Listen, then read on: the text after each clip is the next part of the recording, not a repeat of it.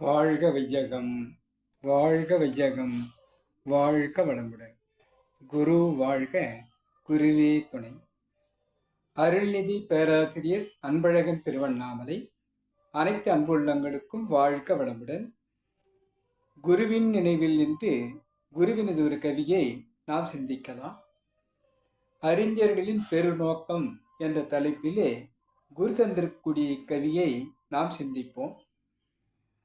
புத்தனென்ற பெரியாரும் இயேசுநாதர், பொது நோக்கில் கவிபுனைந்த திருவள்ளுவர், உத்தமராம் நபிகள் என்னும் உயர்ந்த ஞானி, உண்மைக்கே உயிரளித்த சாக்ரட்டிஸ், நித்தியமாம் நிலையுணர்ந்த ஞானியர்கள், நிலவுலக மக்களுக்கு எடுத்துச் சொன்ன அத்தனையும் சேர்ந்து ஒரு தொகுப்பாய் செய்தால் அனைத்தும் இணைந்து ஒரே கருத்தாய் இருக்க காண்போம்.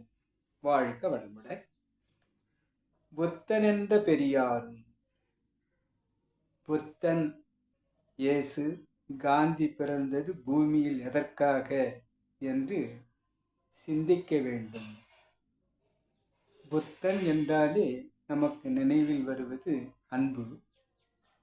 பெரியார் என்றாலே பகுத்தறிவு பகலவன் என்று கூறுவார்கள். இயேசுநாதர் என்று சொல்லும்போது கருணையின் பிறப்பிடம் அவர்தான் என்று நமக்கு தோன்றுகிறது. பொது நோக்கில் உலக மொழிகள் அத்தனையும் இயற்ற திருக்குறளை இயற்றிய தமிழ் முதியவர் திருவள்ளுவர் நம் நினைவுக்கு எப்போதும் நிலைத்திருப்பதை நாம் சிந்திக்கலாம். உத்தமராம் நபிகள் என்னும் உயர்ந்த ஞானி. சிந்திக்கும் போது நட்டத்தை தானேற்று நன்மையை பிறர்க்களிப்பார் ஈசன் நிலை உணர்ந்தோர் என்ற கருத்து, குருவின் கருத்து நம்முன் நிற்பதை நாம் சிந்திக்கலாம்.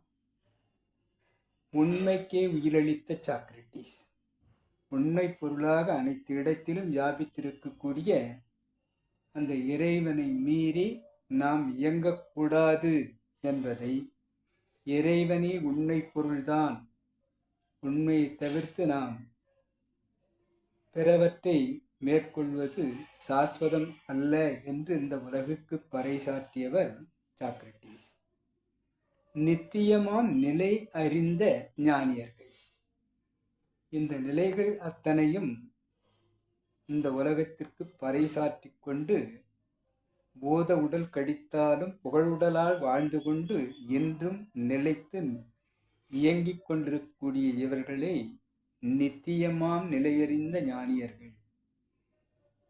எப்போதும் மனிதகுலம் எவ்வாறு இயங்க வேண்டும் என்பதை, அவர்களுடைய ஞானத்தை என்றும் பறைசாற்றி கொண்டிருக்கக்கூடிய இந்த ஞானியர்கள் இந்த நில உலகிற்கு, இங்கு அனைத்து மக்களுக்கும் எடுத்து சொன்ன அனைத்தும் சேர்த்து ஒரு தொகுப்பாய் செய்தார்.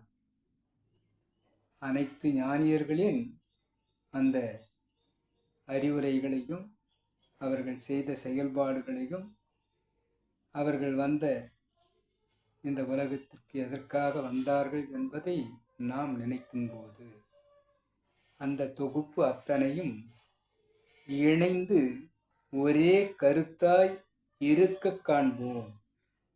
அனைத்து ஞானியர்களும் தந்த அத்தனையும் இயக்கத்திற்கு இயங்கிக் கொண்டிருப்பதாக நாம் நம் வாழ்வை நடத்துவோமானால், நமது குரு இலக்கு நிர்ணயித்திருக்கக்கூடிய உலக அமைதி, உலக சமாதானம் விரைவில் வருவதற்கு சாத்தியக்கூறு இவற்றில் இருக்கிறது. இவை அனைத்தையும் இணைத்து ஒரே கருத்தாய் நாம் நம்முடைய வாழ்க்கையில் தனி மனிதன் தொட்டு உலக மக்கள் அனைவரும் ஏற்பார்களேயானால் இந்த உலக அமைதி, உலக சமாதானம் எப்போதும் உலகம் அமைதி பூங்காவாக இயங்கக்கூடியதாக இருக்கிறது.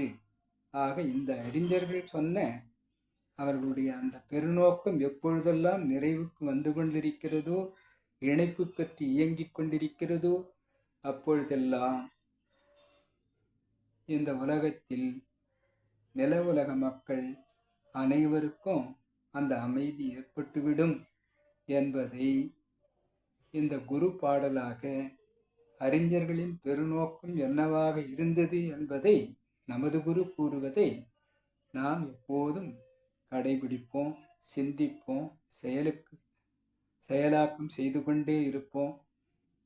அவ்வாறு செயலாக்கம் செய்து கொண்டே இருந்தால் இந்த உலகம் அமைதி பூங்காவாக எப்போதும் மாறிவிடும் என்பதை கூறும் நமது குருவினுடைய கருத்தை நாம் சிந்திக்கலாம். குரு சொன்ன இந்த உலக அமைதி பூங்காவிற்கான இந்த அறிஞர்களின் பெருநோக்கம் எவ்வாறு இருந்தது என்பதை கூறும் இப்பாடலையும் இவ்விளக்கத்தை என்னுள் ஏற்படுத்திய இறைநிலைக்கும் இதுகாரும் செய்யப்படுத்த அனைத்து அன்பு உள்ளங்களுக்கும் நன்றி நன்றி நன்றி. வாழ்க வளமுடன் என வாழ்த்தி நிறைவு செய்கிறேன். வாழ்க வளமுடன்.